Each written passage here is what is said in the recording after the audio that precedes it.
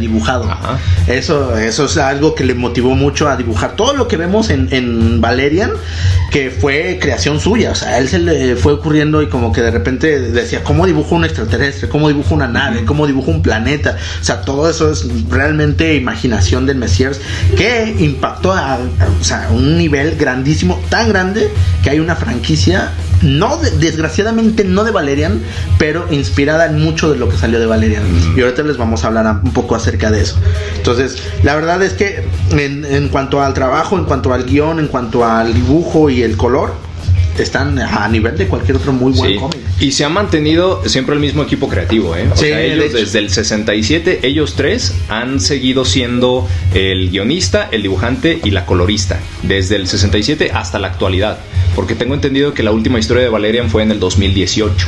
Ah, mira, esa no me la sabía, Y siempre, o sea, los señores están vivitos y coleando todavía, afortunadamente. No, y súper bien, porque de hecho son los que, por ejemplo, en el caso de la película fueron el equipo consultor para decir, sí me gusta esto, no me gusta aquello, y etcétera, ¿no? Ahí hay mucho que decir, pero en fin, siguen ahí el pendiente de sus personajes, aman esta historia, de hecho no la sueltan. Es de ellos. Ajá, y es de ellos, exactamente. Entonces, la verdad, pues esperemos que sigamos teniendo mucho Valerian por adelante. Espero que nos lleguen los otros 2 tomos que faltan, porque sí. Entonces, no digo nombres. No les demos publicidad. Sí, no les digo nombres, pero bueno.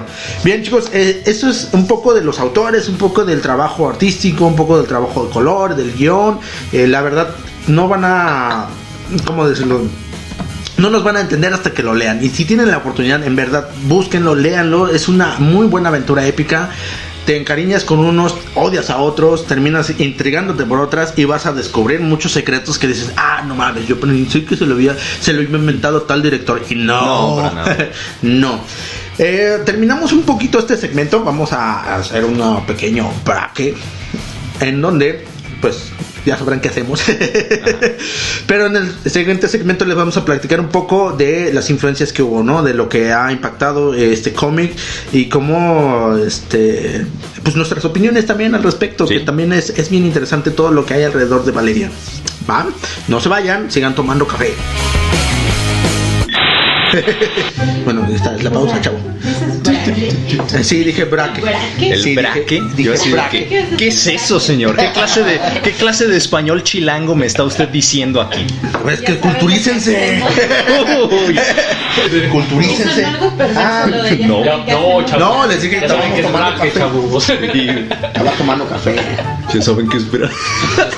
No dije. Ya saben qué es braque, chavos. Sí, ya. ¿Ya saben qué es braque, chavos? Yo con mi pinche acento neutro.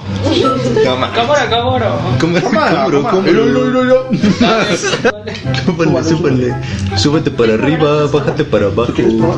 Míralo, ¿ya viste? Se llevan, no se aguantan. ¿Cómo no? Mira, ya hasta Pamela se está enfermando por tu mal uso del idioma mexicano. Eso es degradar el español en un nivel que no está descrito. Amigo, no puede ser, no mames. Su nivel está increíble.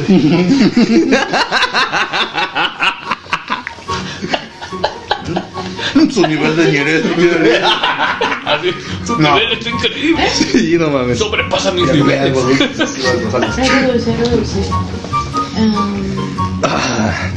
Entonces, ahorita, ¿qué vamos a decir? Pues, ¿Todo lo más? Todo lo que se te ocurra acerca de lo mucho que odias la película. Uf. Creo que 2 ingredientes en sí, no lo habíamos pensado.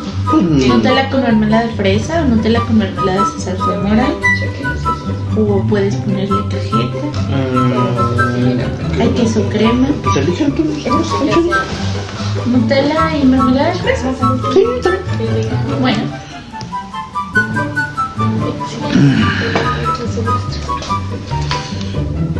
¿Estás en pausa o estás grabando? No, está grabando. Sí, estás grabando. Claro que está grabando.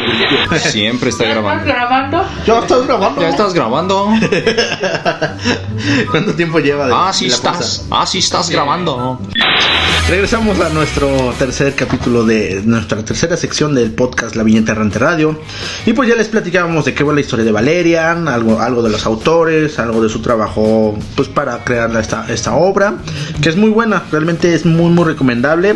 Tiene tiene buenas aventuras. Y pues ahorita les vamos a platicar un poquito de las influencias que tuvieron para crear esta grande obra. Así es. Bueno, pues en cuanto a influencias, creo yo que realmente las influencias que se tuvieron fue que ya había habido instancias de muchas otras obras de ciencia ficción en el pasado. De hecho, estábamos hablando un poquito de los años 20 y 30 por parte de Estados Unidos. Las antiguas tiras cómicas y novelas pulp de Estados Unidos, como por ejemplo Buck Rogers, como Flash Gordon, incluso también como las novelas de Barsoom, John Carter. John Carter de Marte, como Una princesa de Marte, entre toda la saga. Realmente todas ellas hablaban de un ambiente más fantasioso en cuanto a lo que son las épicas espaciales. Entonces, si te das cuenta, tenemos los héroes que son machos, así aguerridos, y que siempre tienen a una, pues podríamos decirle, un personaje femenino que realmente en sus inicios solamente estaban ahí para ser o las damiselas en peligro, que tenían que ser rescatadas por este héroe hombre. Sí. O que también eran, como digamos, una excusa para ponerle un poco de eye candy, como se le suena. De hecho, en los primeros capítulos realmente de Valerian se nota eso con Laurelin. O sea, la verdad la pone en situaciones un poco exhibicionistas. Exhibicionistas, sí. Y eso va muy, muy atrás. Es decir, si tú lees las novelas de Barsoom, las de John Carter, prácticamente la princesa Deja Toris a cada rato se la pasa cambiando de atuendo de esclava a princesa sexosa. Es decir, o sea, son muy reveladores y se nota que a final de cuentas el tipo de pensamiento muy centrado en el hombre en aquel entonces era, pues, y aún ahora, desgraciadamente, en muchas partes del mundo todavía sigue existiendo ese tipo de pensamiento bastante retrógrada, diría yo, en donde la mujer solamente está ahí como el token. ¿Sabes? Tienes que tener de a huevo una chica ahí, pues para darle un poco de fanservice al asunto, para ponerle en ese tipo de situaciones, y porque el héroe necesita rescatar a alguien. Sí, de algún modo siempre era un complemento ya un poco trillado, pero ellos lo llevaron un poquito más allá al hacerlo. Las historias del espacio en cuanto al cómic no eran muy populares, aun cuando sí existían pues sus versiones así. Digamos, lo que me comentabas, Buck Rogers, Flash Gordon y demás. Ajá. Pero pues eran de otro corte, o sea, eran de otro segmento, y estos empezaban a tocar otra temática muy diferente. Utilizaron vamos, los tiempos ya habían cambiado, habían pasado 40 o más años desde aquellas épocas. Entonces también tenemos que recordar que en aquella época, entre los 60s y los 70s, muchos movimientos revolucionarios en cuanto a revolución de ideas y de pensamiento estaban sucediendo, como por ejemplo se estaban dando los primeros movimientos feministas, realmente feministas. Sí, hablando en el sentido pues propio de la palabra, porque pues no una interpretación real, no una interpretación subjetiva de muchos morrillos ahí pendejas. Sí, no quiero empezar a insultar a los movimientos entre comillas feministas de hoy en día, pero realmente yo considero que este feminismo de tercera ola es en su mayoría muchas veces solamente, muchos de los movimientos se centran más en decir, pues vamos a hacer desmadre porque quiero hacer desmadre. Ahora, con esto nuevamente vuelvo a lo mismo. Yo me considero una persona que sí que sí pienso en mí mismo como un ser feminista. ¿Por qué? Porque yo fui criado, a final de cuentas, por mujeres. Por mi madre, por mis hermanas que actuaron como mis segundas madres, por mis tías, todo este tipo de cosas. Y creo que definitivamente en este mundo moderno se necesita un cambio en cuanto a que básicamente tenemos todos, ya seamos hombres o mujeres, tenemos que tener los mismos derechos, las mismas oportunidades. Lo que se debe de buscar no es una igualdad, porque hay que aclarar eso, hombres y mujeres no somos realmente iguales a un nivel fisiológico, a un nivel psicológico, a un nivel todo, pero sí podemos buscar una equidad. Eso es algo muy diferente a una igualdad.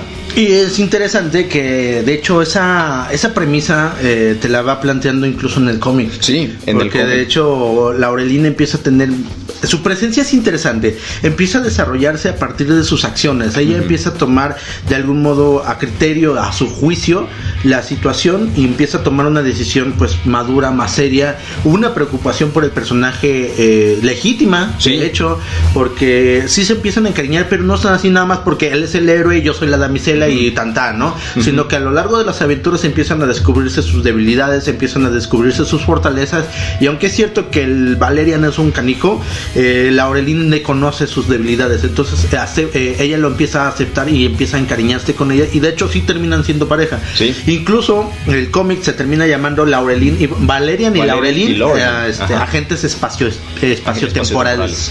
Entonces me encanta cómo de hecho el mismo dibujante lo ha dicho, yo me enamoré, amo a Laureline, pero le empiezan a dar una presencia a partir de todo este contexto sociocultural que hay alrededor de los movimientos y todo esto, pues le dice, bueno, le voy a dar una presencia más a mi personaje, pero realista, no nada más porque sí y tan, sino que sí lo vas viendo. Realmente hay un fundamento, realmente, que de hecho era la forma en la que esos movimientos feministas de primera ola, es decir, los movimientos originales feministas, realmente buscaban el voto de la mujer, buscaban el mismo trato y las mismas oportunidades en los trabajos entre hombres y mujeres, no salían a la calle desnudándose, no salían a la calle haciendo, no digo que los movimientos de ahora estén equivocados, realmente no, yo creo que sí hay un espacio para estos mismos movimientos, pero desgraciadamente muchas veces, y no solamente los movimientos feministas, sino en todos los movimientos modernos, desgraciadamente por una sola persona que no esté realmente buscando el bienestar de ese movimiento o el respeto,